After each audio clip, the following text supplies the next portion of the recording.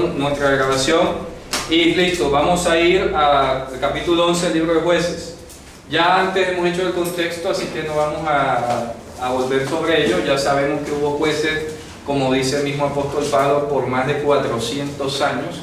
Sabemos que el libro de Jueces relata la vida y obra de estos 12 jueces de Israel, y el que vamos a tratar hoy es el octavo, que tiene pues una incidencia muy llamativa y que genera muchos comentarios que ya vamos a ver a continuación.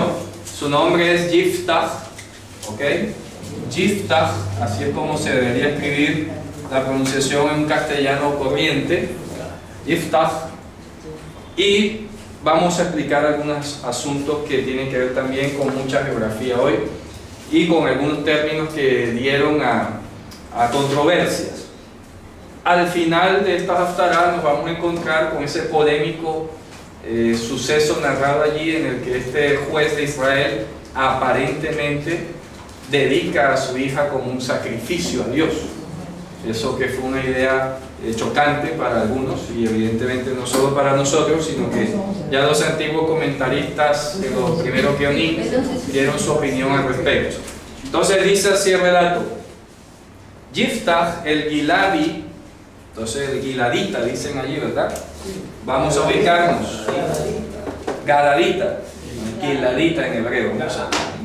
Vamos a hacer nuestro acostumbrado mapa de Israel. Tenemos Yan Kineret, tenemos el Jordán, el mar de Sal, y nos vamos a ubicar más o menos así, toda esta zona, ¿cierto?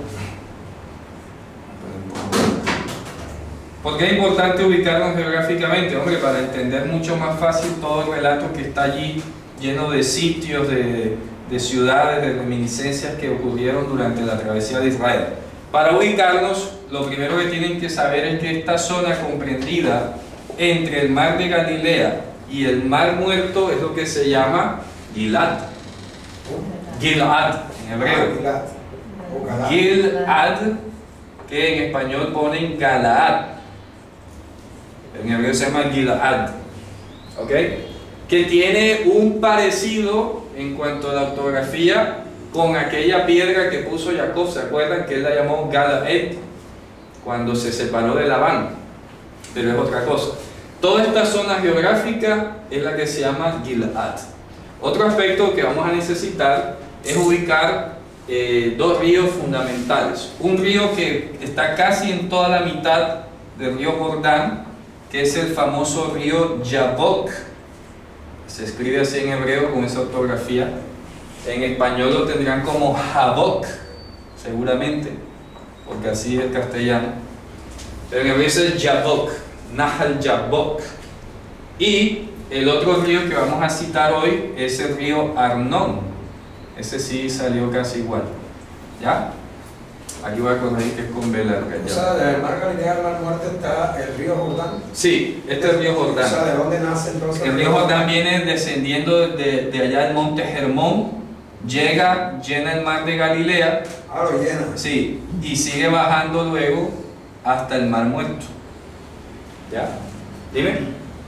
O sea que el río Jordán parte del territorio de Gilad. Sí, es como, claro, lo atraviesa. Entonces hablaríamos de un Gilad occidental y un Gilad oriental, ¿ok? Porque toda la zona está comprendida y se llama Gilad. Esto, si ustedes revisan un mapa luego de la distribución de las tribus, se dan cuenta que esta mayoría del terreno pertenecía a la tribu de Manasés. Así que podemos decir que Yiftach era de la tribu de Menashe, en hebreo, Manasés. ¿Ya? Este río es súper famoso en la historia de nuestro pueblo, la historia de nuestros patriarcas, porque era la ruta más fácil para salir de la tierra de Israel hacia Mesopotamia. Este fue el arroyo que atravesó Jacob cuando venía de Mesopotamia, y ahí se le apareció este mensajero de Satanás y él luchó y listo y todo lo demás. Entonces atravesó aquí y luego el Jordán. Y este río Arnón constituía prácticamente uno de los límites entre el territorio de Moab, y por eso es importante señalar que el territorio que se llamaba Moab era más o menos así. Acuérdense, Moab y de aquí para acá era donde quedaba Amón, los amonitas. ¿Ok? Básicamente así. Entonces esto es Moab, al sur los moabitas y al norte los amonitas. Así que con toda razón este pueblo de Amón se enfrentaba o iba a tener muchos enfrentamientos con los hijos de Israel, porque esto, repito, vino a ser la tribu de Manasés oriental. ¿Ok? Este territorio se ganó en disputa. Hay que aclarar que Dios en un principio le había dicho a los hijos de Israel que este territorio de Amón y Moab no lo iban a conquistar, porque eran sus hermanos o parientes. Acuérdense, pues, que ellos eran los hijos de Lot, mal habidos, ¿ya? Pero bueno, eran al fin y al cabo hijos de Lot, y Dios les había entregado ese territorio. Cuando los hijos de Israel vienen de Egipto, acuérdense que eso lo vimos en la clase anterior, aquí abajo quedaba Edom, y lo lógico era que pues los hijos de Israel acortaran camino por aquí, pero Edom no lo dejó pasar, tuvieron que dar la vuelta, sacarle el quite a Edom y meterse de este lado. Pero cuando los moabitas, cuando los hijos de Israel fueron a enfrentarse a los moabitas para dejarle pasar, no quisieron, tuvieron que darse la vuelta más arriba y la pusieron muy difícil. Y eso fue lo que produjo toda esa amenaza. Prácticamente los moabitas y amonitas estaban confederados, ¿ya?, en contra de los hijos de Israel. No los querían dejar pasar. Listo, pasaron en su momento, han pasado la época de los jueces, están pasando los 200 años, ponle tú, de haber entrado acá, 300 años, porque ahí lo menciona, 300 años. Han pasado desde aquel entonces prácticamente hasta ahora. ¿Ya? Es decir, que ellos no tuvieron guerra sino hasta los días de los jueces. Es correcto, claro. O sea, al principio sí se enfrentaron, obviamente, pero lo que quiero decir es que la intención de los hijos de Israel no fue ir a conquistarlos a ellos. No tenían mandato de tomar esa tierra. Pero cuando estos les arman la guerra y pierden, como dice por ahí, oye, si tú armas una guerra y pierdes, pues pierdes el territorio. Eso es ley de guerra. Entonces, ¿para qué la haces si no vas a querer perder? Entonces, hago la guerra, te amargo la vida, pierdo yo, entonces te pido que me devuelvas el territorio que perdí en la guerra. No tiene sentido eso. Y eso es lo que le ha pasado al pueblo palestino hoy también. Y el pueblo árabe en general, le cayeron todos a Israel. Israel los derrotó a todos y después estaban llorando, oye, que dame mi pedazo de tierra que me lo ganaste en la guerra. Yo acaso te mandé a que me hiciera guerra, ¿verdad? Eso es como una contradicción. Pero bueno, ¿qué vamos a...? Bueno, ya nos ubicamos entonces en Gilad, que es esta zona, nunca se les olvide, entre el mar de Galilea y el mar muerto es Gilad, toda esta región. ¿Ok? Dice, Yiftah, el giladita, era un varón fornido de ejército, Gibor Hayil, era varón fornido de ejército, una persona fuerte, rígida, y él era hijo de una mujer que, vaya, ahí se prendieron las alarmas en la literatura judía, porque los comentaristas, como siempre en el Talmud, los otros comentaristas, Geonim, etcétera, dijeron, esto está como raro. ¿Por qué raro? ¿Por qué se les hizo raro?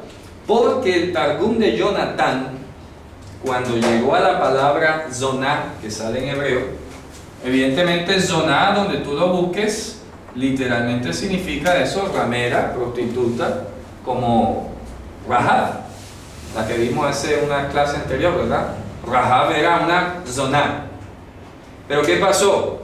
Que el Targum de Jonatán, acuérdense que cuando hablamos del Targum, estamos hablando de traducción rabínica o de los sabios del partido fariseo al arameo. Para todos los que nos están viendo que de pronto nunca hayan escuchado la palabra Targum. El Targum nace, voy a hacer un pequeño paréntesis, el Targum nace bíblicamente de la época de Esdras Nehemías. Cuando vienen de Babilonia, muchos vienen hablando arameo, y cuando Esdras leyó la Torah en hebreo, muchos no entendían. Entonces dice el relato que puso 8 traductores y le ponían sentido al texto en arameo. Eso permaneció como costumbre en Israel. Se dice que en el siglo I, si yo me levantaba a leer en la sinagoga, ¿ya?, a leer la Torah, yo tenía un meturgemán, que es como se llama el traductor en hebreo. Un meturgemán era el que traducía al arameo. Luego, esa traducción que se hacía simultánea al arameo, parece que llegó un momento en el que se estandarizó y ya no se dejó como tan al criterio o al conocimiento del traductor de turno, sino que se puso por escrito. Entonces, para que no estuviera como improvisando o para armonizar la versión, le decían: oye, mira, aquí ya estandarizamos la versión en arameo, vamos a ponerla por escrito. Y ahora no vas a tener que estar traduciendo simultáneamente, ahora lees el Targum en arameo. Pero resulta que surgieron dos Targumim. Uno que lo hizo Onclos, que era un discípulo de Rabbi Akiva, y tradujo el Pentateuco. Y luego vino Jonathan ben Uziel y tradujo los profetas. Qué curioso que no existe Targum de los escritos. No existe Targum de los escritos. Eso llamó mucho la atención antigua. ¿Por qué no había Targum de los escritos? Una discusión eterna que hay allí de las razones de por qué no hay Targum de los escritos. El asunto es que más adelante surge otro Targum en el siglo IV que se llama el Targum Yerushalmi, mal llamado Pseudo Jonatán, que es un Targum hecho en tierra de Israel, y ese sí contempló los escritos y todas las demás cosas, y fue una versión alternativa. Entonces el Targum siempre ha estado presente en el culto judío, por lo menos del siglo III antes de Cristo, siglo II antes de Cristo. O sea que es una traducción en arameo parafraseada. Sí, parafraseada, claro. Y ahí viene lo interesante del Targum. Resulta que como es una traducción, una versión inicialmente libre y luego estandarizada, es allí donde viene el asunto interesante. Los sabios de la antigüedad, llámense los Sugot, luego los Tanaim, luego los Rabanim, luego los Rabí, Rabot, etc., en el correr de los siglos, ellos fueron precisando y calibrando ciertas palabras y decían: no, mira, nosotros cuando traducíamos entendíamos era esto, o en aquel entonces se decía así, pero lo que significaba era esto. Y es allí donde viene el desafío, porque desconocerlo puede ser desconocer una parte de la historia. ¿Me explico? ¿A dónde vamos con esto? Resulta que el Targum de Jonathan, para la palabra zoná, en ese versículo en particular, fíjate tú, en particular, usó la palabra pundekitá. Pundekitá. Y no, en arameo. Ah, ese es arameo. Sí, el Targum arameo, pundekitá. Eso es arameo, se escribe así. Pundekitá. ¿Ok? Eso es arameo. Pundekitá. ¿Y qué significa pundekitá? Pundekitá no es ramera, no es una mujer de mala vida, ¿verdad? Así dedicada al trabajo sexual o algo. Comentan los antiguos sabios y traductores que la palabra pundekitá se usaba, o la palabra zoná, lo que quieren explicar ellos, es que en la época de los jueces se le llamaba zoná a la mujer que se había casado con un hombre de otra tribu. ¿Ya? ¿Se acuerdan que hay un pasaje allá en Números de las hijas de Zelofehad, que era un señor que había tenido como 5 hijas? Entonces ellas les daban la herencia, pero les prohibieron casarse con un hombre de otra tribu. ¿Sí se acuerdan de ese pasaje? Bueno, se dice entonces que la madre de Yiftach era una mujer que estaba dentro de esa ley, que no podía casarse con alguien de otra tribu, ¿ya? Y vino y violó el mandamiento y se casó con otro de otra tribu. O sea que si ella, supongamos, era la tribu de Zabulón, tenía que haberse casado con un zabulonita, pero vemos que se casó con un menasita, que era el papá de Yiftach. ¿Sí está clara la idea? ¿Sí? Entonces por esa razón se le llamó zoná, pero no porque se dedicase a la prostitución. Otros comentaristas dicen: ella hizo eso sí es cierto, no lo niegan, que hubo un cambio de tribu allí, una violación, pero dicen también que era como la segunda esposa del padre de Yiftach, y eso también es posible, ¿ok? Entonces ellos dicen, sí, una equidad está bien, pero también eso era una pilegesh. Se llama pilegesh en hebreo a la concubina. Es decir, no, o sea, que no podemos pensar que siempre que aparece la palabra zona significa prostituta. O sea, podemos decir que hubo ese hijo fue por infidelidad. Algo así. Acuérdense que en la Haftarah anterior veíamos cómo tenía dos mujeres. Tenía dos mujeres. El esposo de Haná. Haná, ¿cierto? El Caná tenía dos mujeres. Ya analizamos todo eso en su momento. Aquí parece que ocurre lo mismo. El padre de Yiftach tiene su matrimonio y esta mujer que es de otra tribu viene y se une con él, ¿ya? Y es llamada de esa manera coloquialmente, pero no quiere decir que haya sido prostituta. Que sea eso, es el sentido de la palabra. Es correcto. ¿Está clara la idea? Sí, sí. Ahora hay que, en su momento lo dijimos con Ana, ¿verdad? Que en la época de los jueces, cada quien hacía, dice la escritura, los escritos que hacía, cada uno hacía lo que le parecía. Es correcto. Es posible que se haya ocurrido un desorden, sí. Una inobservancia de la ley. Sí, social, en cuanto a la conducta del matrimonio. Claro, así es, correcto. Entonces eso se corrobora por lo que dice a continuación. Miren que hace como sentido eso. Mira lo que dice a continuación, dice, y él, el padre de Gilad, ¿verdad? ¿Dónde estás? En el verso 1. Voy a leerlo de nuevo. Yiftach el Giladi, ¿verdad? Era un varón fornido de ejército y él era hijo de una mujer zoná, o sea, una pundequita. Y parió Gilad a Yiftach, o sea, lo engendró, quiero decir. Dice el 2, y parió la mujer de Gilad, fíjate tú, lo mismo lenguaje de la vez pasada. La mujer de Gilad le parió a él hijos, o sea, la esposa real, la original. Y crecieron los hijos de la mujer y expulsaron a Yiftach.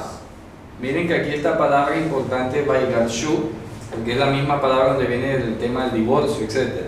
Expulsaron a Yiftach y le dijeron, no heredarás en la casa de nuestro padre, porque tú eres hijo de ¿qué? De otra mujer. De otra mujer. ¿Te das cuenta? Entonces, no es, el cuadro no es que el papá de Yiftach vino y se acostó con una prostituta. No, el cuadro, según se explica, es que esta mujer que era de otra tribu vino a ser concubina, esposa formal, o sea, pareja formal de este señor, que no le dice el nombre, y él tuvo hijo con ella.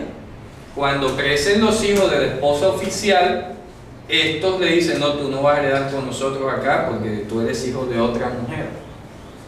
¿Está claro? Son cosas profundas, dígame. Ese concepto, que es lindo eso, entenderlo, porque en Colombia hasta un momento dado se le llamaban hijos naturales, hijos legítimos. Claro. La Pilegesh, que en este caso es la mamá de Yiftach, era hijo de otra mujer de ese señor. Claro. Y hasta un tiempo en Colombia la ley decía si podían heredar o no podían heredar. Bueno. Hasta el año 82 se igualó a todos los hijos, sí, dentro del matrimonio o extramatrimonial. Correcto. O sea que ya entiendo que cada día todos estos conceptos fueron fuente de derecho. Claro, todos estos conceptos hebreos son fuente del derecho. Por eso la gente en aprender derecho se llama el concepto judeocristiano, claro, que es el que incorpora la legislación correcto, colombiana. Y ahí con paso de los siglos pasa a Colombia. Es este concepto de otra mujer, no, los hijos que no fueran tenían menos. Es correcto, o eran excluidos. Eran excluidos. Ya Así hoy es. no, hoy son en igualdad de derechos para todos lados. Correcto, entonces vemos el tratamiento. Miren que este comentario no lo hace el Targum en todos los lugares donde aparece la palabra zoná. ¿Ya? El Targum comenta en específico en este lugar, porque el Targum tiene esa ventaja, esa bondad de ser esa muestra histórica de cómo se usaban los términos en determinada época. Eso es un secreto judío. ¿Me explico? Y está en el Talmud. Eso es un secreto judío. ¿Que puede ser un poco tramposo? Puede ser. Porque bueno, ellos dirán, ah, pero tú estás como acomodando aquí y apelas a la tradición. Esa es la discusión a veces delicada que hay. ¿Sí me explico? ¿De qué manera aprecias o desprecias una fuente literaria como esta? Como la que estamos mencionando. ¿Ok? Bien, entonces estamos ubicados aquí en Gilad. Ha ocurrido esto, no se sabe dónde era la mamá de Yiftach, ¿cierto? Y sigue el relato lo siguiente: huyó Yiftach del rostro de sus hermanos y habitó en tierra de Tob. Y que dice, colectaron o se reunieron con Yiftach hombres que Ocioso, gente miserable, dice. no, en hebreo sale la palabra reikim. Reiki. ¿Qué es la palabra reikim? Esta misma palabra la usó, por ejemplo, la esposa de David, ¿cómo se llamaba ella? Michal, cuando David se despojó de sus vestiduras reales y se fue a unir con el pueblo, con el vulgo, dirían hoy los elitistas, ¿no? El vulgo. Entonces, dice, mira cómo se ha hecho un reik, es decir, una persona que no tiene como clase, que no tiene abolengo ni nada. ¿Me explico? Entonces, se llama reik a la persona que no tiene heredad. Miren que él huye, ¿cierto?, de sus hermanos, y es una persona, en pocas palabras, apátrida, porque no tiene territorio, ni hereda donde su madre, ni hereda con sus hermanos, no tiene territorio fijo. Entonces a esa persona se le llama reik, que no tiene herencia. Literalmente reik significa vacío, y es una palabra fuerte, porque no tener tierra en Israel era simbólico de no tener parte del mundo venidero, prácticamente, ¿ya? Porque cada familia tenía su territorio asignado. No tener tierra en Israel era como, yo no soy de ese pueblo. Esta palabra inclusive sale en el Evangelio cuando Jesús dice, si alguno se enoja contra su hermano y lo llama reiká, que es en arameo, pero es la misma palabra, ¿ya?, será digno del juicio. Ah, porque lo estás llamando, tú eres un desheredado. ¿Sí me explico? Tú eres un reiká, tú no tienes herencia en Israel. O sea, disculpa, o sea que Yifté ni con los hermanos Ni con la mamá, porque como la mamá se casa con el padre y fusionan la herencia, por eso hay que entender el entramado. Ella tenía su herencia, que se la dieron por ley de Torah, por ser ella mujer con otras. Y si ella como mujer viola el mandamiento y se casa con un tipo de otra tribu, el tipo de otra tribu gana el territorio de ella, y luego vienen los hijos apelando a que ellos son los legítimos y él no, y lo echan. Entonces se quedó en el aire. ¿Explico? Se quedó sin tierra. Lo echaron. Y dice que se juntaron con él otros hombres que eran como él, reikim. Entonces traducen con ocioso. Gente miserable. Miserable, ocioso. No va por ahí. ¿Sí se dan cuenta? No va por ahí. El traductor, como no entiende de cultura hebrea ni nada, lo pone ahí vacío. Entonces pon, bueno, a mí me parece que vacío ahí significa eso. Es un modismo. Un modismo, es un reik. Unos desheredados ya. Unos desheredados, unos apátridas, una gente vacía que no tiene bienes, que no tiene arraigo. No tiene arraigo. Un desarraigado, ¿ya? Sin arraigo. en ¿Ok? cuanto a la tierra. Sí, en cuanto a la tierra, no tiene arraigo. Está claro, ¿no? Y fíjense ustedes que el apóstol Pablo dice también de los gentiles. Un desheredado. Un desheredado dice, ustedes los gentiles en otro tiempo estaban ajenos a los pactos, las promesas, lejos de la ciudadanía de Israel, sin esperanza y sin Dios en el mundo. Pero tenemos que decir que nosotros éramos reicos. Éramos reikim, Los reikim. reikim. Todos los gentiles somos reikim. Reikim. Todos. Venimos a ser reikim, ¿verdad? Todos los que el Señor ha llamado entre las naciones, reikim, porque no teníamos nada de participación y estas cosas. ¿Ok? Dígame, hermano. O sea que legalmente él no podía apelar por medio de la Torah para tener un pedazo de tierra, nada, no había nada que hacer ahí. No, porque ya se había entregado la herencia y fue error de la mamá, ya que es un proceso judicial de reversión de los efectos de esa violación ese delito, etcétera, una cosa compleja. Pero no sería que no se la dieron por haberse casado con el otro. No, porque es que ella era heredera, o sea, por ley se la tenían que haber dado. Era mayor que los otros hermanos. O era. No había otro. Él se supone que él era mayor, porque luego es que pare a los otros. Se supone que este era el mayor, y sin embargo vinieron los otros y hicieron y lo echaron, ¿verdad? Entonces luego dice, se juntaron con Yiftach, se colectaron, dice literalmente, se colectaron con Yiftach hombres reikim, gente apátrida, gente desheredada ahí igual que él, y salieron con él. Claro, como no tenían territorio, no tenían morada, andaban de aquí para allá. Y ocurrió que pasados días o años, en el hebreo dice Yamim, puede ser años, hicieron guerra los hijos de Amón, ¿con quién? Con Israel. Y ocurrió que cuando hicieron la guerra los hijos de Amón con Israel, fueron los ancianos de ¿qué? De Gilad, o sea, de toda esta zona limítrofe, ¿ya? De toda esta zona limítrofe. Fueron, ¿a dónde? Fueron a Yiftach y le dijeron a tomar a Yiftach de la tierra de Tob. No se sabe, no hay una ubicación exacta donde quedaba esa tierra. No sabía. No se sabe. Como tendría que ser algún tipo de lugar por ahí. Dice, y le dijeron a Yiftach, ven y serás para nosotros general y combatirás contra los hijos de Amón. Y le dijo Yiftach a los ancianos de Gilad, ¿acaso ustedes no son los que me aborrecieron? ¿Ya? Fíjense qué palabra es esto. Esto también es otra pista de lo que pudo haber pasado. Puede ser que Yiftach peleó ante los tribunales su herencia y como estaba torcido el derecho, él les está reclamando, pero ustedes no son los que me odiaron. Pareciera que saliera como de la nada eso. ¿Me explico? Él lo hizo abajo, me echaron de la casa de mi madre. Es correcto. Entonces sí parece que hubo un proceso judicial. Fíjense, por la disputa de la herencia. Y estos que eran los ancianos de la ciudad o de la localidad fallaron en contra de él. Ya, o sea que tú consideras que estos ancianos eran los que hicieron el juicio con él. Contra los demás. Se heredaron. Sí. Entiéndase así en términos modernos. Proceso Yiftach contra herederos de fulanito de tal. Entonces los ancianos de Gilad dijeron, no, tú no eres heredero aquí, chao. Violaste la ley o tu mamá la embarró, qué pena, te vas. Pero ¿qué culpa tiene él si...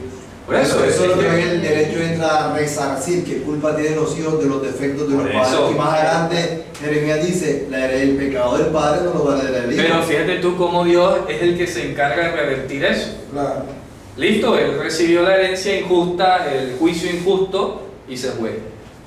Pasó el tiempo, los días o los años, y Dios cuadra todo. Te cometieron injusticia, ¿verdad, Yiftach? Tranquilo, no te preocupes. Yo voy a pelear tu causa.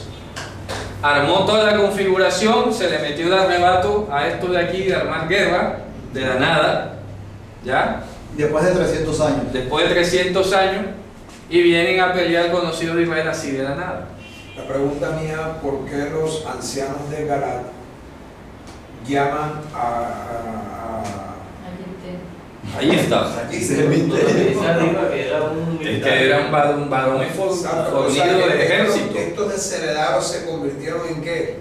No es que se hayan convertido en nada, estaban aquí, pero sabían que la amenaza militar que representaba este pueblo para Israel, para el Gilad occidental, digámoslo así, necesitaba una persona estratégica. Por eso es que la pregunta, ¿sabes por qué hago la pregunta? Porque para que estos ancianos se hubiesen fijado en este varón, era porque tenía una fama de algo. ¿Qué él lo dice? El título 1 lo dice. Es que él te lo dice, él era reconocido como un varón fornido y de ejército. O sea, una fama que él tenía. O sea que él era un mercenario. Algo así. Porque dice que se unió con otro heredado. Claro, era un mercenario. En términos modernos, sí. Claro que sí. Está claro, ¿no? Entonces van a buscar, así como aquí trajeron a James Klein, ¿se acuerdan? El israelí a entrenar los paramilitares. Entonces trajeron al israelí a entrenar aquí a un grupito para que hiciera su trabajo sucio. Listo, entonces buscaron a Yiftach, que era, válgase el término, un mercenario en ese momento. Pero muy fuerte ese término de mercenario. Que es así, porque era un tipo de ejército pero y no, tenía su pandilla, ¿qué más va a decir? Pero tenía un arraigo en esa tierra, que lo hayan desheredado otro cosa. Sí, pero era un mercenario en ese momento, o sea, eso no se puede negar. Era una persona apátrida y andaba con gente armada, tanto así que lo van a buscar. O sea, lo buscan por la fama. por eso, porque era mercenario.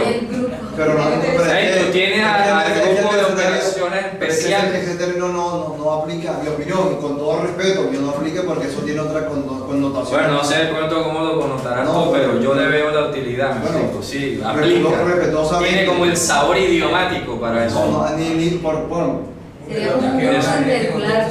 Dígame, hermano. Porque es que no era, ojo, entendamos, un grupo que no legalmente esté constituido por ese Estado Claro. de Israel, porque él no Fue estaba expulsado. en Israel, Fue expulsado. estaba afuera. Claro. De pronto eran grupos que apoyaban a pueblos pequeños. Sí, sí. Ya A causa, cualquier causas causa. para defender Claro. a la amenaza de otro pueblo. Es Como correcto. David, que David atacaba a otros pueblos, Sí, sí, sí. expropiaba a otros pueblos, no se metía con Israel, pero sí se metía en los otros Claro, pueblos. así de simple. Claro. Dígame, hermano. Entonces podríamos llamarlos Sí, mercenarios. sí, sí. Un Exacto. sentido muy plano, muy normal. Hermano, dígame. Sí, o sea, me llama la atención si estamos utilizando esos términos mercenarios, etc. Aquí cuando dice los ancianos le proponen que sean nuestro jefe, Claro. ¿qué sentido sería allí nuestro jefe? Cabeza, dice ahí. Dice en hebreo, dice, entonces dice, oye, que ve para nosotros, ¿verdad? Que pelees por nosotros. Y él les hace reclamo, pero ¿acaso ustedes no fueron los que me qué? Bueno, dice aborrecieron, dice sneten, es decir, que no obraron conmigo en amor. ¿Ya? No obraron conmigo en amor. Este mismo verbo es el que sale cuando dice a Jacob amé y Esaú, entonces traducen aborrecí. Dios no aborreció a Esaú, simplemente no fue el depositario de su amor. Entonces aquí está diciendo en pocas palabras, Quedó natural. ustedes a mí no me trataron con amor. ¿El verbo es? Sneten, sanar, el verbo sanar que Claro. traducen como odiar. Sí, sí. En hebreo moderno, pero en realidad es no proporcionar el amor, exactamente. ¿Sanar en hebreo moderno qué es? Ah, ¿Qué es en hebreo moderno? no, odiar en hebreo moderno. Odiar. Sí, pero aquí es, ustedes no me trataron con amor a mí y me expulsaron de la casa de mi padre. ¿Por qué han venido a mí ahora cuando tienen angustia? Ya, búsquense a otro, ¿cierto? Yo no tengo nada que ver, ustedes me hicieron apátrida, yo como que no soy digno de evitar ahí entre ustedes y ahora sí me vienen a buscar cuando tienen problemas. ¿Ya? Bien. Ellos le dijeron, los ancianos de Gilad le dijeron a Yiftach, por eso, como que hombre, sí, tienes razón, ahora hemos vuelto a ti y tú andarás con nosotros, pelearás contra los hijos de Amón y serás para nosotros por cabeza por todos los habitantes de Gilad. O sea, le están ofreciendo ahora la regencia del territorio de Gilad, de toda esta zona. Que vamos a ser solamente herederos. Sino el que manda aquí, el mandamás de toda la zona. Imagínate. Eso le quedó sonando. Y dijo Yiftach a los ancianos de Gilad, si ustedes, ¿verdad?, me devuelven a mí para pelear contra los hijos de Amón y Hashem me los da delante de mí, yo seré para ustedes cabeza. Les está repitiendo la propuesta. Voy a repetir lo que me están diciendo. Si ustedes me devuelven a Gilad, aquí, y me ponen a pelear con ellos, y el Señor me los entrega, fíjate este gesto hermoso, ¿ah? Esto es un detalle de delicadeza que tiene Yiftach. Y esto es lo que equilibra el uso de la palabra mercenario, porque es una persona que en medio de la situación en la que se encontraba está invocando la intervención divina. No está confiando en su élite, en su ejército, sino que está diciendo algo que ni siquiera los ancianos dijeron. Los ancianos se están fijando en él porque es fuerte, porque es de ejército, es estratega, tiene un grupo élite de acción, listo, este nos va a salvar. Pero él acá hace esa mención tan honorífica de Dios. Dice, más bien hay que decir que si Dios me los entrega delante de mí y yo los gano, ustedes entonces me declaran cabeza. Y ellos dijeron, los ancianos de Gilead dijeron a Yiftach, Hashem se estará escuchando entre nosotros si no hacemos conforme a tu palabra. A que Hashem tenga en cuenta, él está escuchando. Se fue Yiftach con los ancianos de Gilead y pusieron pueblo con él, ¿verdad? Al pueblo lo pusieron encima de ellos por cabeza y por qué? Jefe. No, en el Katzin es un término militar. Katzin era el general del ejército. ¿Okay? Y habló Yiftach a todas sus palabras delante de Hashem en Mitzpah. Es ustedes. O sea que él siempre se estuvo asegurando de que Dios, lo que ellos estaban prometiendo. claro. Entonces vamos a hacerlo públicamente aquí, que se sepa que no me van a volver a traicionar, ¿ah? Porque ya me lo hicieron la primera vez. Peleé en derecho y no me lo dieron, me expulsaron. No me va a volver a pasar. Vengo yo a hacer una guerra y luego me vayan a salir con otra historia extraña. No confío en ustedes. Claro.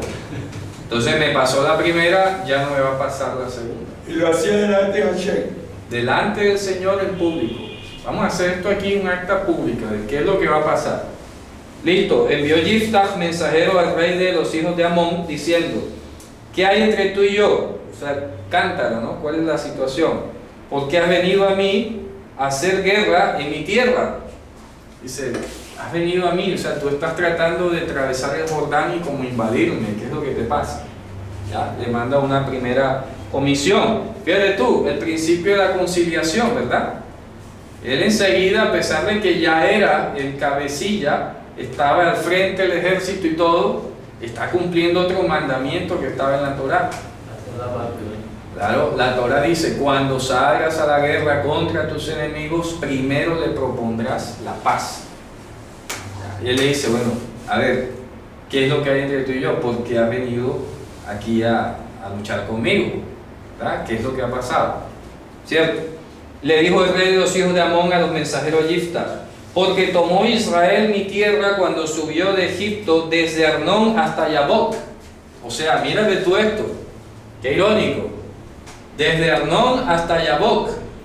Resulta que más de la mitad de ese territorio no era amonita, era moabita. Entonces, como los israelitas destruyeron a los moabitas, lo que querían, en pocas palabras, los amonitas era que este territorio que fue ganado por Israel se lo dieran a ellos. Ahí. ¿Ah? Mira lo que está diciendo. No, porque es que cuando subieron de Egipto tomaron toda esta zona desde Arnón hasta el Yabok. ¿Ya? Y aquí estaba entonces, ya ellos estaban exagerando, ¿ok? Porque este territorio aquí no era de ellos. Ellos están tirando el lance, ¿ya? Y están exagerando lo que están diciendo. Y en pocas palabras le manda a decir, no seas tan exagerado y no seas tan pretencioso. O sea, eso no lo ganamos nosotros en guerra legítima. Y ahora tú lo vas a reclamar como tuyo. ¿Por qué no lo peleaste tú antes? O sea, cuando salieron de Egipto, cogieron desde Arnón. Por aquí. Entonces cuando... Quitaron Arnón. Claro, entonces cuando... Que le pertenecía a los moabitas. A los moabitas. Claro. Y pero nos dice que hasta Yabok. Por eso hasta Yabok es acá. O sea que conquistaron a Moab. Una parte de Amón. Pero cuando ellos vienen a reclamar su pedazo era hasta aquí. Pero ellos están pidiendo más abajo todavía. Que no era un territorio legítimamente ocupado por ellos, ¿no? Es importante ir viendo geográficamente esto.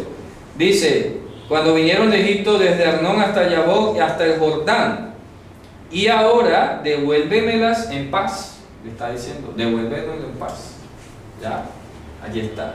Mira, este territorio desde aquí hasta el Jordán, o sea, todo el desierto por donde entraron los hijos de Israel, desde el desierto hasta el Jordán, fue conquistado. Pero los hijos de Amón querían más que proporcionalmente lo que era de ellos. ¿Ok? O sea, está claro, ¿no? ¿Sí? Vale. Entonces luego dice, devuélveme en paz. Y dice el 14, agregó más Yiftach y le envió mensajeros al rey de los hijos de Amón. Y le dijo, así dijo Yiftach, No tomó Israel a la tierra de Moab y a la tierra de los hijos de Amón, sino que cuando subían de Egipto, Israel fue por el desierto hasta el mar Suf, ¿ya? Y vino a Kadesh. O sea, le empieza a hacer el relato. A ver, mira, te voy a explicar.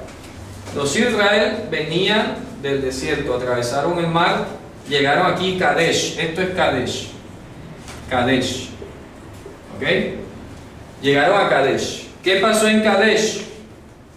Dice, envió Israel mensajeros al rey de Edom, que es este territorio aquí, Edom, ¿ya? Diciendo, oye, voy a pasar por tu tierra, pero el rey de Edom no escuchó, y tampoco el rey de Moab, ¿verdad? Dice, y tampoco al rey de Moab envió y no quiso, y habitó Israel en Kadesh. Se quedaron aquí estancados. O sea, Edom y Moab no quisieron. No quisieron. Ellos fueron que hicieron la guerra de Israel. Se quedaron aquí. Bueno, vamos a esperar tomar una decisión a ver por dónde nos vamos a meter. ¿Ya? Estaban aquí en Kadesh. Estaban lejos. Luego dice, y fue en el desierto y rodeó, o sea, le dio la vuelta a la tierra de Edom, por aquí, se metió y se fue lo más lejos posible. Y habitó, Edom, a la tierra de Moab, y vino desde el oriente, ¿verdad?, del sol, a la tierra de Moab, y acamparon en el otro lado del Arnón, aquí. Acamparon en el otro lado del Arnón. Y no vinieron al límite de Moab, porque Arnón es el límite de Moab. ¿Listo? Se quedaron ahí. Envió Israel mensajeros a Sihón, rey de los amorreos, rey de Heshbón. Heshbón quedaba aquí, en territorio moabita, ¿ya? Y le dijo Israel, oye, voy a pasar por tu tierra hasta mi lugar. Y no le permitió Sihón a Israel pasar por su límite. Y aquí donde viene el problema. ¿Quién armó la guerra? Sihón. Dice, se reunió Sihón con todo su pueblo y acamparon en Yahza y luchó contra Israel. O sea que además de no dejarlo pasar, quiso venir a destruirlo. ¿Está claro? Sí, porque Edom no hizo guerra contra Israel. Dijo, no, por aquí no vas a pasar. Ah, bueno, tranquilo, gracias, me doy la vuelta. Cuando llega aquí a Arnón, le preguntan, oye, que si nos deja pasar por tu tierra, aquí en Heshbón, vamos a poner aquí Heshbón, el rey de Heshbón, Sihón, le dijo, no vas a pasar, pero además de que no vas a pasar, te voy a destruir. Ya esa es otra cosa. Ese es otro escenario. Yo no vine a hacerte guerra, pero si me vas a hacer guerra no respondo. ¿Ya? Viene Israel y ¿qué pasó? Mira que está haciendo todo el recuento, ¿ah? Todo lo que pasó en número. Todo lo que pasó hace por allá tantos años, hace 300 años. ¿Ya? Y le dice, ¿y qué pasó? Hombre, que el Señor, Dios de Israel, fíjate tú, qué detalle tan hermoso que nos está enseñando Yiftach. Está diciendo que no fue el pueblo de Israel, que no fue el ejército de Israel, no fueron los caudillos de Israel. ¿Fue quién? Hashem, Dios de Israel, entregó a Sihón y a todo su pueblo en manos de Israel y lo golpeó, y conquistó a Israel toda la tierra del amorreo que habita en aquella tierra. O sea que ya esto es ganancia legal, legítima. Todo este territorio de Arnón y de Heshbón, que está en el límite con Amón, eso fue ganado. ¿Cómo se llama el rey? Sihón, rey de los amorreos. Todo eso fue conquistado legalmente, porque Dios se los entregó. Es lo que le llaman el botín de guerra. El botín de guerra, se quedó con eso. ¿Y qué pasó? Y conquistaron todo el límite del amorreo desde Arnón hasta Yabok. Ahí está, hasta aquí. ¿Por qué? Porque esto después los amonitas se lo habían invadido, pero luego los israelitas lo volvieron a conquistar. Hasta el límite ya. Desde Yabok, o sea, hasta aquí, hasta este arroyo, sí. Entonces dice, y desde el desierto hasta el Jordán, o sea, desde la entrada aquí del desierto hasta el río Jordán. O sea, el mapa es claro, ¿ya? Y ahora Hashem, Dios de Israel, conquistó el amorreo delante de su pueblo Israel, y ahora tú eres el que lo vas a venir a colonizar, pues. O sea, si fue Dios el que lo conquistó, ahora tú lo vas a reclamar de gratis. No, fíjate tú qué interesante esto. No puede ser que lo que Dios conquistó, tú vengas a reclamarlo ahora como tuyo. Fácil. Ah, es que se nota que tú tenías era ambición de tener este territorio y te había frenado. Y ahora que entonces venimos nosotros con el nombre de nuestro Dios y nos lo ganamos, ahora tú vienes aquí a hacernos guerra, pues. ¿Ah? Y fíjate tú cómo es de ilógico el enemigo. Es ilógico y es atrevido. Porque si Sihón, que era un gran rey, cayó, ¿qué le hace pensar a este que haciéndole guerra a los hijos de Israel va a ganarles? ¿Sí me hago entender? Sí. Eso te demuestra lo irracional y bestia que es el enemigo. Él va a desafiar, va a poner desafíos o ataques, ignorando que le va a pasar igual que al otro.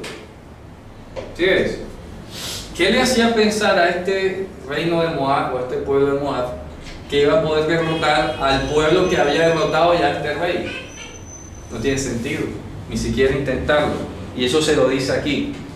Mira lo que dice a continuación el 24. ¿Acaso, léanlo por favor? No posees ya todo lo que tu Dios Quermós ha quitado para ti a sus poseedores. Igualmente nosotros poseemos todo lo que Hashem, nuestro Dios, ha quitado para nosotros, Correcto. a sus poseedores. Correcto. Ahora, ¿acaso que vas a ser tú mejor que Balac? ¿Sí? ¿Sí lo ves? Dice, bueno, ¿y tú, a ti qué te hace pensar que tú vas a ser mejor que Balac, otro rey, el hijo de Zippor, rey de Moab? ¿Ya? ¿Qué te hace pensar que vas a ser mejor que él? Todavía está diciendo, ponte, razona, estás como ciego de la ambición, de poder, no sé. ¿Qué te hace pensar que tú vas a ser mejor que Balac, el hijo de Zippor, rey de Moab? ¿Acaso vas a pelear con Israel? ¿Ya? ¿Vas a pelear con Israel? ¿Vas a luchar contra ellos, contra los hijos de Israel? ¿Qué dice el 26, Leandro? Clave.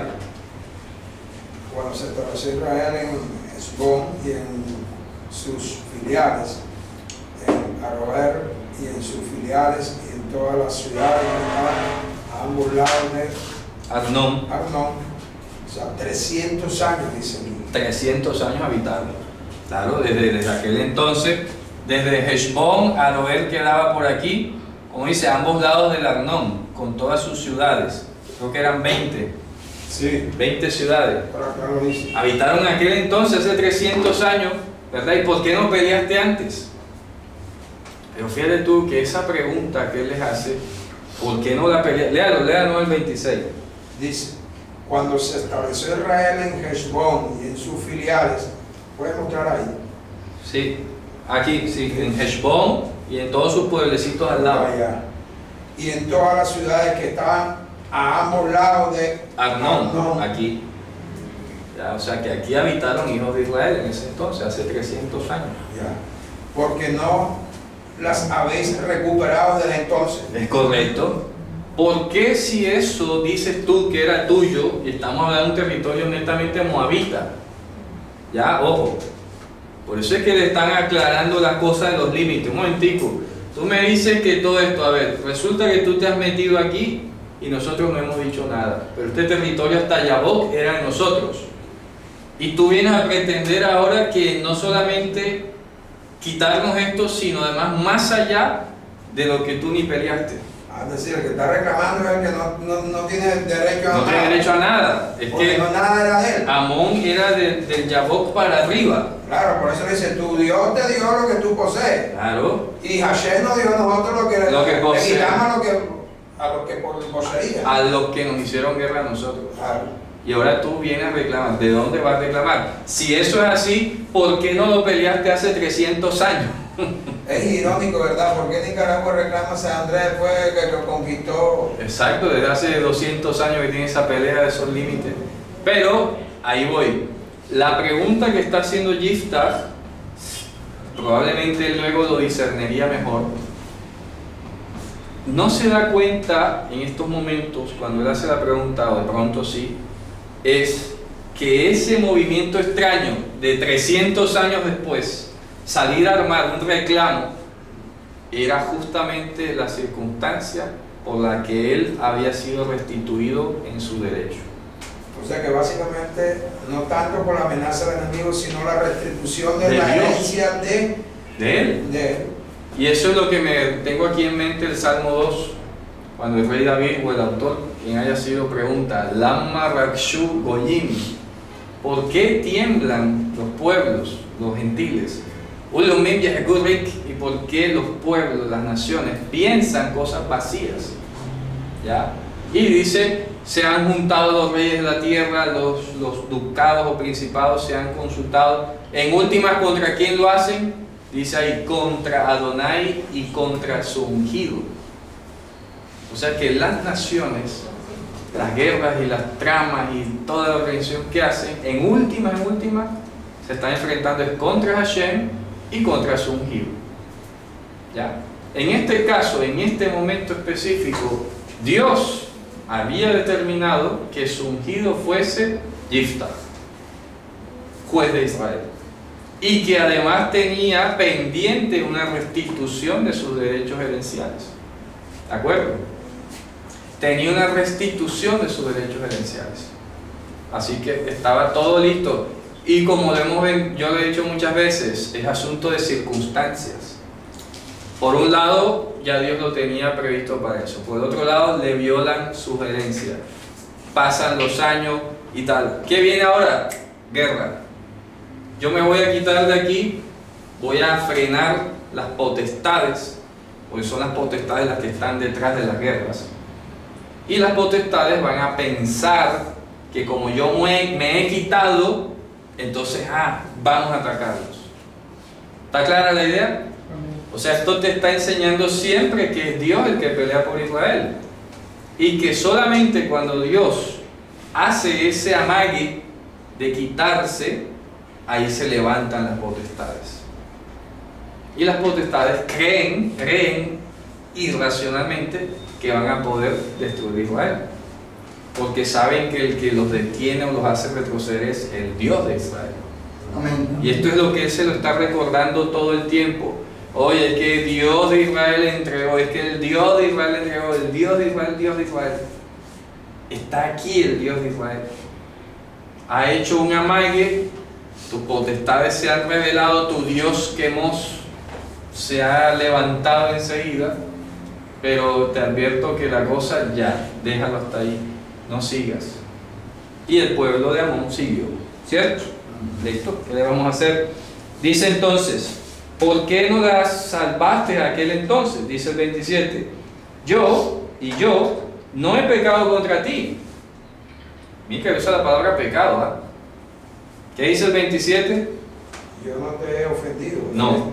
Eres tú el que te portas mal conmigo si me atacas. En hebreo dice pecado, es decir, yo no me he cometido un error, una falla, un daño contigo. Por eso es que he explicado muchas veces que la palabra hatá, el verbo hatá en hebreo está asociado básicamente al daño. ¿Ya? Al daño. Yo no te he dañado a ti, no he cometido ni un error, ni intencional, ni errónea, ni por error, te he dañado a ti. ¿Ok? Esa es la noción de pecado.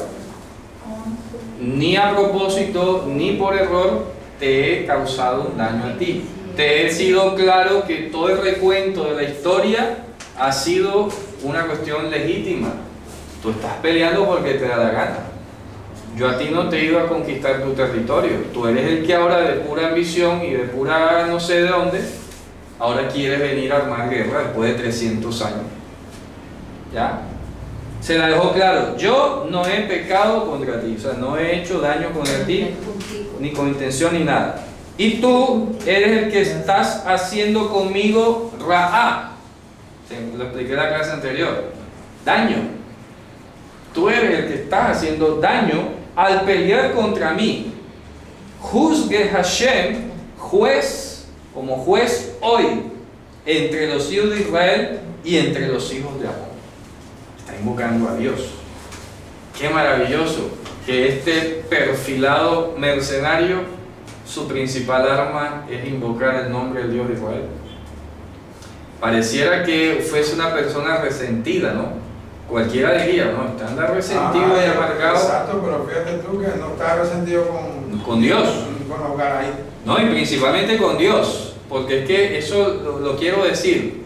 A ver, a veces no nos puede pasar una adversidad, una injusticia inclusive, que tú sabes que te hicieron injusticia, porque entonces el pagano es Dios. Ah, sí, sale enojado con Dios. O sea, entonces sales disparado con Dios. Es que Dios no me defendió, es que Dios no estuvo ahí, ¿verdad? Y reniegas de Dios y todo, y Dios. Bueno, Así me pasó a mí.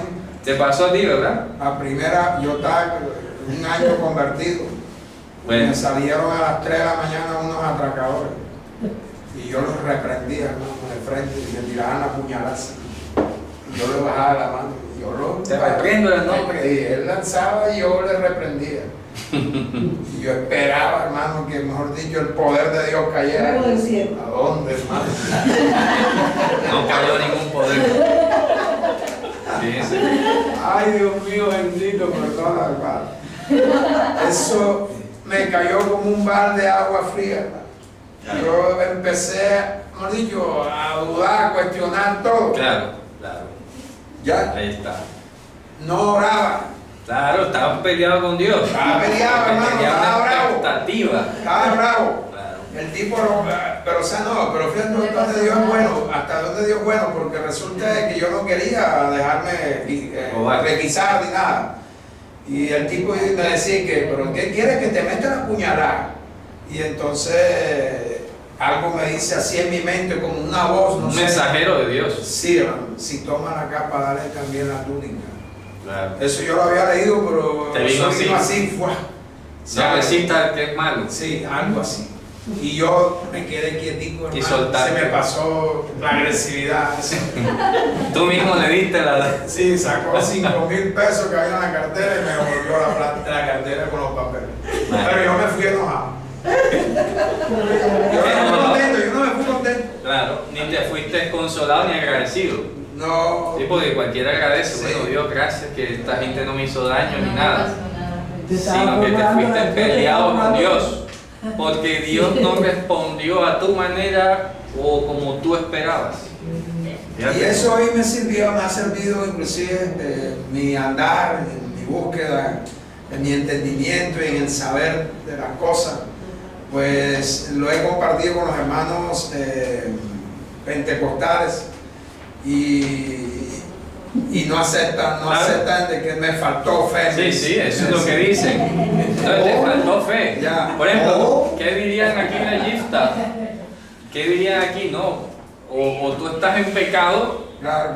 o Dios no está contigo, Claro. o simplemente tienes que aceptar que la voluntad de Dios está. Pero fíjense tú, lo hermoso que estoy recalcando es que el perfil psicológico que podía haber tenido este hermano en la fe, Eso lo pensé ahorita. ahí está, ¿verdad? Antes le digo, oye, pero ¿para qué me buscas si me Claro. echaste y tal? Pero no le respondió con agresividad. Otro inclusive con ese grupo mercenario habría podido ir a un golpe de Eso estado. le dije, oye, pero ese tipo tan valiente, ¿por qué no te cogió y ¿Por qué no conquistó fue? lo que le quitaron? Supo esperar el juicio de Dios. Ah, Y mira lo que está diciendo aquí.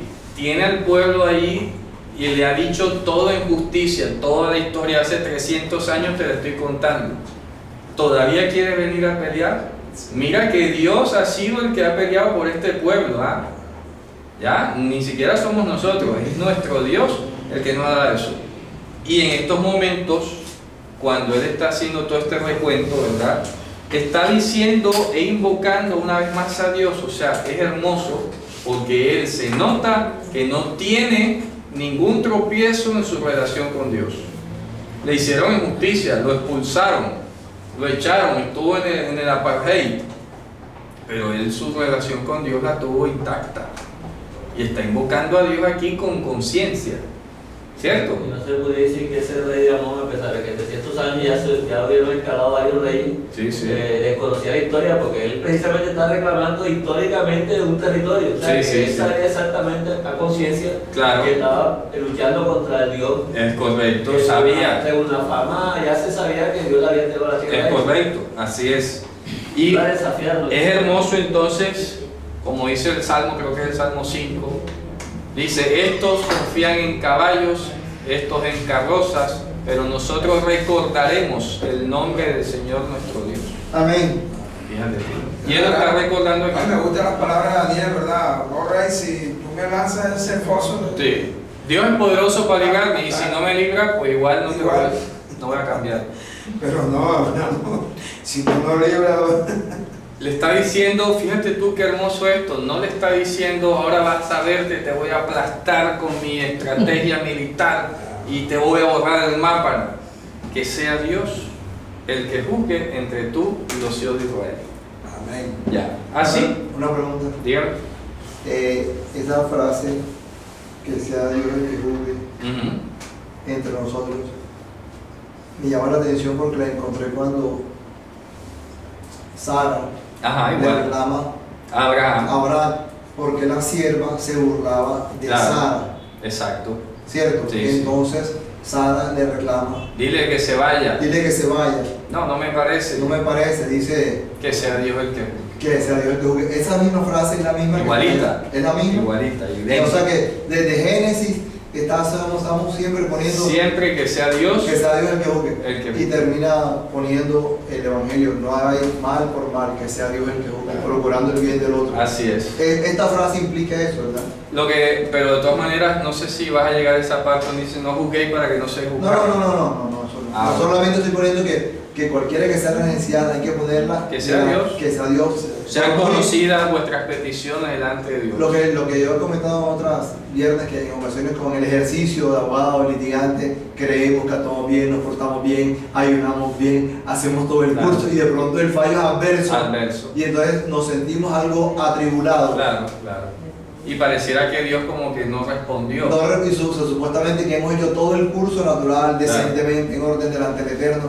Y Hay sin que embargo, aceptar el juicio. la causa, ese juicio no es favorable. Claro. Por eso, Entonces, Pero Dios está haciendo su movimiento por otro Está lado. asumiendo. La pregunta es, esta misma frase que hace, Es la misma. y es la misma que también, ¿quién le dio esa frase? La dijo allá. Igual. Igual. Claro. Invoco que sea Dios el que haga aquí todo lo que tenga que hacer. Ok. Que defiende el Que derecho defiende igual para todos los efectos. a todos los efectos. Ahora, cuando dice que sea Dios que juzgue, debe de aceptarse. Ujú. ¿Ya me entendiste? Que cualquiera que sea el juicio a favor o en contra Es de Dios. es de Dios. Claro.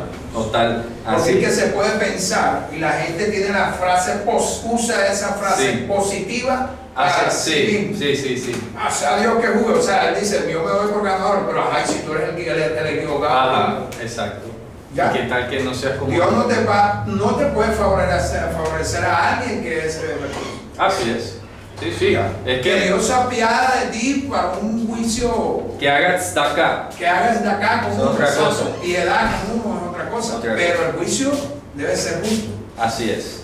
Dice entonces 28 que no escuchó, ya hemos hablado de escuchar, oye ya, es decir que este rey de Moab estaba era oyéndolo nada más, en todo el relato que hizo, pero no escuchó. O sea, no se concentró, no se focalizó, no razonó, no procesó la información, no se quitó las ideas un momentico, espérate, me quito el casco de mis ideas y me pongo el tuyo, nada. No escuchó el rey de Moab, de los hijos de Amón, las palabras de Yiftach que le envió a él.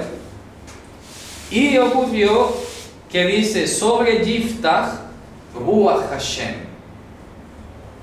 Ocurrió, dice ahí. Vayhi al Yiftach Ruach Hashem. Ocurrió sobre Yiftach Ruach Hashem, el poder de Hashem, y pasó Gilad a Menashe y atravesó a Mitzpe Gilad, y desde Mitzpe Gilad pasó a los hijos de Amón. O sea que él venía del norte por acá, atravesó todo el Gilad y luego atravesó al territorio de Amón que estaba ocupando allí. Luego dice: e hizo un voto Yiftach a Hashem y dijo: si a la hora de entregar entregas a los hijos de Amón en mi mano, sucederá que el saliente que salga de las puertas de mi casa a recibirme, al yo volver en paz de los hijos de Amón, será para Hashem. Ojo, aquí viene la aclaración. Será para Hashem, coma, yo lo haré subir como un holocausto. ¿Ya? Interesante. Ojo cuando dice yo lo haré subir como un holocausto. ¿Entienden la expresión? De pronto en castellano no dice así. Ofreceré. Lo voy a explicar, así no dice. Miren, por eso es importante cuando le lees en hebreo, ¿no? Porque es distinto. A ver, vamos a hacer una especie de derivación aquí. La palabra holocausto en hebreo se dice olá, ¿verdad? Se dice olá, es holocausto. ¿Qué significa el que sube? Que sube. Que sube. Olá. Olá. Entonces, existe el verbo ge'elá, que es un jifil de hacer subir o dejar subido. Hacer subir o dejar subido. ¿Cierto? Lo que él está diciendo es, primero que todo dice, será para Hashem. Ya ahí lo dijo todo. Lo que viene a continuación es un símil. Es una comparación. Dice, el que sale a la puerta de mi casa será para Hashem. Ojo, punto y coma. Dice, de ha'alitiu olá, y le haré subir olá. Cuando dice le haré subir olá, le está diciendo que lo voy a hacer subir al templo, a Jerusalén, al servicio a Dios, como un holocausto. Es una comparación lo que está haciendo. ¿Me explico? Un símil. Un Sí, símil. lo que De la pasa es que literatura hebrea en ese momento. Correcto. Lo que pasa es que la palabra olá se usa es el verbo subir, y el verbo holocausto, pero holocausto es el símil que hay entre subir y holocausto, es que lo que se Al ofrece Señor. al Señor. Ya entienden lo que Claro. lo que está subiendo. Correcto. Entonces no está diciendo que lo va a quemar ahí. Que lo va a quemar. Una cosa. Eso me di cuenta, Tiene coherencia. eso me di cuenta del vocabulario hebreo cuando estaba aprendiendo vocabulario. No, porque ponen subir y ponen holocausto. Claro. Que tiene que ver subir con holocausto. Claro. Ya expliqué, Porque la misma palabra. la raíz común es la raíz ayin, lamed, jalá, que es subir. Claro. Subir. ¿Ya? Entonces, todo el que salga de la puerta de mi casa será para el Señor. Pues lo primero que dice, de allá la Hashem, coma, de hecho tiene un acento disyuntivo, ¿verdad? Y luego dice, creo que es un tifhalo, ¿cómo se llama? Y luego dice, Beja alitiu la Hashem, es decir, lo voy a hacer subir para Hashem. ¿Qué significa lo voy a hacer subir para Hashem? Es que lo voy a dedicar a Hashem como un hogar completo, es decir, de tiempo completo al Señor. Oye, ¿será que de ahí yo estaba leyendo la Ampara y me puse a pensar que será que ahí de los católicos sacaron el cuento de los conventos? Claro, de la monja, claro. Es que de hecho también tú ves en el Nuevo Testamento en Corintios, en Evangelio, en Corinto, Pablo habla de que si el hombre, si un padre considera que no se case su hija, pues que listo, no hay problema si no se casa. Ya, o sea que pareciera que hubiera eso, ¿no? Como ese direccionamiento de consagrar al Señor. Lo mismo vemos con Samuel, un poco distinto, pero el matiz, pero igual, ¿no? Samuel fue dedicado desde pequeño al templo y creció en el templo y ahí estuvo. Ya, que luego tuvo sus hijos, obviamente ahí donde se diferencia un poco, pero en este caso particular sí tiene mucho de semejanza con el concepto de monja que surgió en el catolicismo. Claro. Entonces, insisto, para que quede despejado eso, es que él no en ningún momento iba a quemarlo. ¿Ya? No le iba a ofrecer ahí un altar, eso es aberrante. Me parece que el traductor le faltó pericia en el momento de traducir.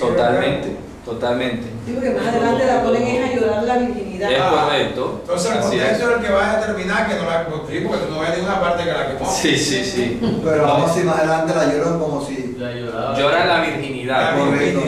Dice, pasó Yiftach a los hijos de Amón a guerrear contra ellos y los entregó a Hashem en su mano. Y luego golpeó desde Aroer hasta los hijos de Amón, hasta tu venir a Minit, 20 ciudades, y hasta Bet-Ramim, una gran golpiza, ¿verdad? Y fueron disuadidos los hijos de Amón delante de los hijos de Israel. Acuérdense que ya los amonitas habían venido a invadir estas ciudades de acá. Por eso tuvo que venir desde el norte y bajar, atravesar y echarlos de aquí para arriba. Así que los amonitas tenían que retroceder todo este territorio porque perdieron hasta lo que tenían antes. Porque si el territorio israelita era hasta Yabok, este territorio aquí era amonita. Y si ellos no pelean, no lo hubieran perdido. Pero ahora resulta que los expulsaron todos. Se quedaron sin tierra. ¿Cierto? Pero, repito, por encima de todo este ajetreo de guerra, de arrebatos repentinos, tardíos, ¿verdad? Nostálgicos, etc., estaba la voluntad de Dios de reponer a Yifta en su lugar. Así como pasó con José.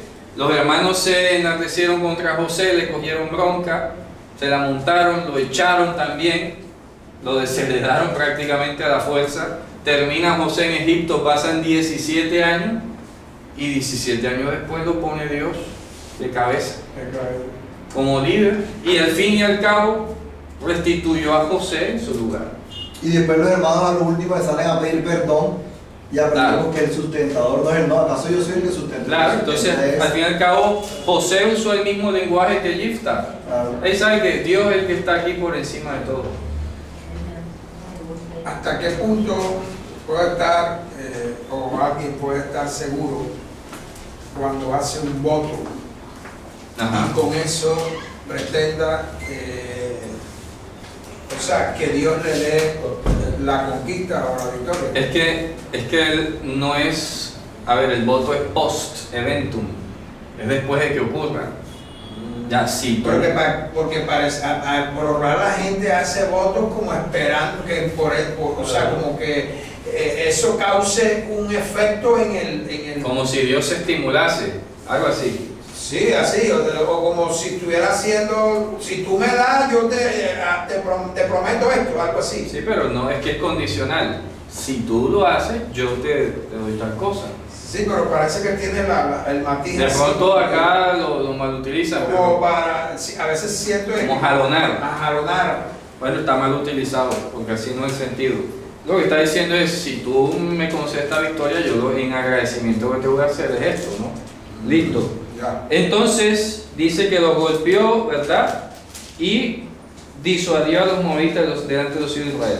Vino Yifta a Mitzpah, a su casa, y aquí su hija estaba saliendo a recibirle con panderos y con danzas, y solo ella era la única, no tenía más que ella hijo o hija.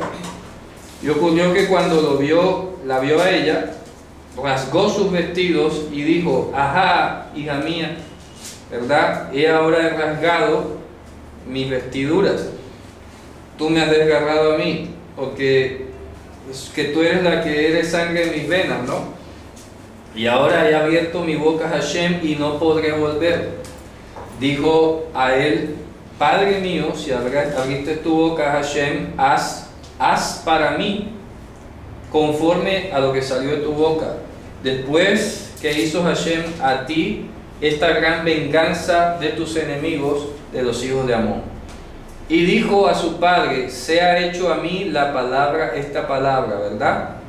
Que dice: Harpemi menishnaim hodashim. Simplemente concédeme 2 meses, ¿verdad? Y yo iré y descenderé a las montañas y lloraré mis ¿qué? Mi virginidad. Sobre mi virginidad, yo y mis compañeras. ¿Por qué las compañeras? O sea, las amigas. Se iba a poner el luto con ella. Sí, era llorar la virginidad porque no se iba a casar. Fíjate tú, no, si hubiese sido un holocausto hubiera dicho no, ¿qué va a llorar? Sí, eso es lo que está llorando. Te digo, está llorando la virginidad, porque se iba a dedicar como monja, hagan la conversión, al servicio del Señor. No iba a conocer marido. Y eso es lo que quedó de costumbre. Dice, y le dijo: ve. Y le envió 2 meses y ella se fue con su compañera y lloraron las virginidades de ellas por las montañas. Y ocurrió que al cabo de 2 meses ella volvió a su padre y él hizo a ella su voto que había jurado, había hecho delante del Señor. ¿Y ella qué? Nunca conoció Ahí está. Se fue el voto. Ese fue el voto. No conoció marido y fue que Hizo Hok. costumbre. Se hizo Hok en Israel. Costumbre. No es costumbre, ¿ah? No. Se hizo Hok, norma inviolable. ¿Qué cuestión? Y esto es importante porque hasta hay una discusión en el Talmud de que por qué Yiftach hizo eso, que él se podía haber retraído, pero la Torah te está diciendo que es Hok. Es decir, los rabinos decían en el Talmud, no, pero él se pudo haber retractado porque era su única hija, que el otro, y pudo haber, y aquí está diciendo que es Hok. Los votos no se pueden revertir. O sea, se hizo con seriedad. Eso te iba a preguntar ahora, oye, ¿por qué? Ahora, pareciera que estuviera obligada por la palabra, por el Claro. voto de su padre. Sí, sí, sí. ¿Ya ves? Claro. ¿Por qué hizo voto por otra persona? O sea, ¿por qué por alguien que no... Pero bueno, tú lo dijiste ahorita en Corintios, pareciera que los padres tuvieran Sí. autoridad sobre los hijos para Destinarlos. ¿Ah? Destinarlos para a destinarlos a algo, exacto. Sí. Entonces ahí se puede ver eso. Sí, hay un pero cambio era en la tan, sociedad. tan hot como dices tú, Sí, es Hok. inviolable, que Sí. ya la palabra era como... Se hizo Hok, dice, fue Hok en Israel, entonces no es costumbre, ¿ya? Y lo que está apelando aquí, que se hizo Hok, es que las muchachas iban a llorar, ¿ya? Porque ahí lo dice. Dice, y se hizo Hok, ¿verdad? Dice ahí, se hizo Hok en Israel, ¿ok? Se hizo una norma inviolable, dígame. No sé, pero me parece también que nosotros acá de este lado del mundo tomamos eso como algo malo. Pero yo creo que iba a ser algo bueno que ellas sirvieran en Sí. el pueblo de los dioses, ¿verdad? Claro, lo que pasa es que entendiendo un poco por qué suena como tan fatal o catastrófico, es porque en la mujer antiguamente, yo creo que hoy estaría feliz, ya, pero la mujer antigua quería tener familia, quería tener hijos. Miren cómo las mujeres de hoy se alegran porque abortan. Eso era impensable para una mujer antigua, de tiempos bíblicos. Hoy lloran de emoción porque pueden abortar. Hoy apelan a estudiar, a trabajar, a hacer su propia vida independiente porque no tienen en mente hacer familia. Le huyen, lo aplazan, le dan vueltas al asunto, ¿ya? Pero una mujer de estas era trágico. Miren, las matriarcas Sara, Rivka, Raquel lloraban, tenían depresión porque no podían tener hijos. ¿Sí o no? Sí. Ellos lo consideraban como árbol seco, era un desprestigio no poder tener hijos.